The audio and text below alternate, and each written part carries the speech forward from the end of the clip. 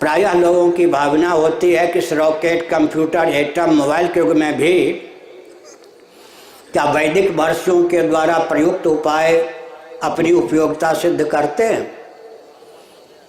क्या पुरानी वस्तुओं की उपयोगिता आज भी रह गई? क्या पुरानी बातों की उपयोगिता आज भी रह गई?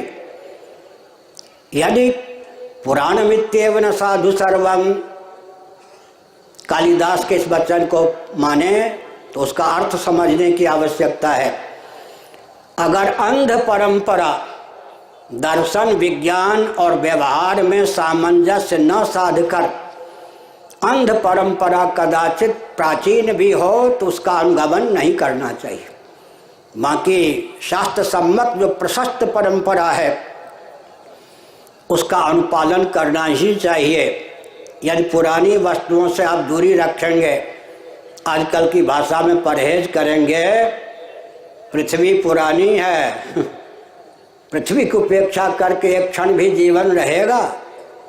जल पुराना है, तेज पुराना है, पवन पुराना है, आकाश पुराना है, जीवों को प्राप्त कर्मेंद्रियां, ज्ञानेंद्रियां पुरानी हैं, हम जीवों को प्राप्त प्राण भी पुराने हैं, हम जीवों को प्राप्त अंतःकरण भी पुराना है, वेदादि शास्त्र पुराने हैं, यहाँ तक कि जीव स्वयं पुराना है, यहाँ तक कि जीवन धन जगदीश्वर सच्चिदानंद स्वरूप सर्वेश्वर, जिनके बिना किसी व्यक्ति और वस्तु की सत्ता और उपयोगिता ही संभव नहीं, वे सबसे पुराने हैं।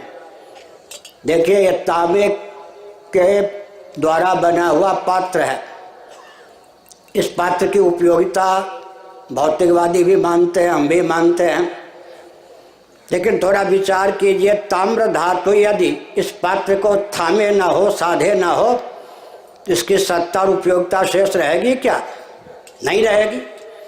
इस ताम्र पात्र की जितनी भी उपयोगिता है वह किसके कारण है? इसकी आकृति केवल तांबे को प्राप्त है ना। वस्तु स्थिति तो यह है कि ताम्र आदि में भी है, अंत में भी रहेगा और मध्य में भी है। जैसे ताम्र धातु के बिना ताम्र पात्र का अस्तित्व सिद्ध नहीं हो सकता, उसकी उपयोगिता सिद्ध नहीं हो सकती, वैसे ही वेदांत वेद्य जो परमात्मा हैं उनके बिना किसी भी वस्तु और व्यक्ति की सत्ता और उपयोगिता ही सिद्ध नहीं हो सकती। हम सनातन वैदिक आर्य हिंदुओं को उपनिषदों के आधार पर, महाभारत के आधार पर, वाल्मीकि रामायण के आधार पर, श्रीमद् भागवत आदि पुराणों के आधार पर, मनवादी धर्मशास्त्रों के आधार पर जैसा ईश्वर प्राप्त है, मुख्यमंत्री जी ध्यान दीजिए, वैसा ईश्वर विश्व में किसी अन्य ईश्वरवादी को स्वप्न में भी सुलभ नहीं। चाहे वैदिक चाहे अवैदिक हो, अगर वे अपने ईश्वर को जगत बनाने वाला ही मानते हैं, जगत बनने वाला नहीं मानते। आजकल की भाषा में अपने ईश्वर को मेकर मानते हैं, मैटर नहीं मानते। अर्थात मेकर और मैटर दोनों ही जिनका ईश्वर नहीं है, उनका ईश्वर सचमुच में ईश्वर के लक्षणों से युक्त ही नहीं है, सर्वसमर्थ सर्वात्मक हो ही नहीं सकता है।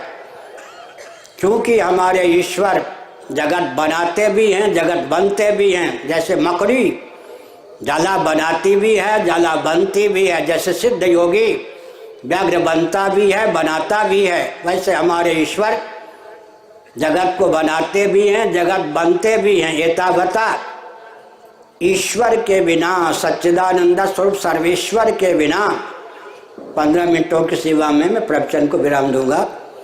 सचमुच में किसी व्यक्ति और वस्तु की न सत्ता संभव है न उपयोगिता।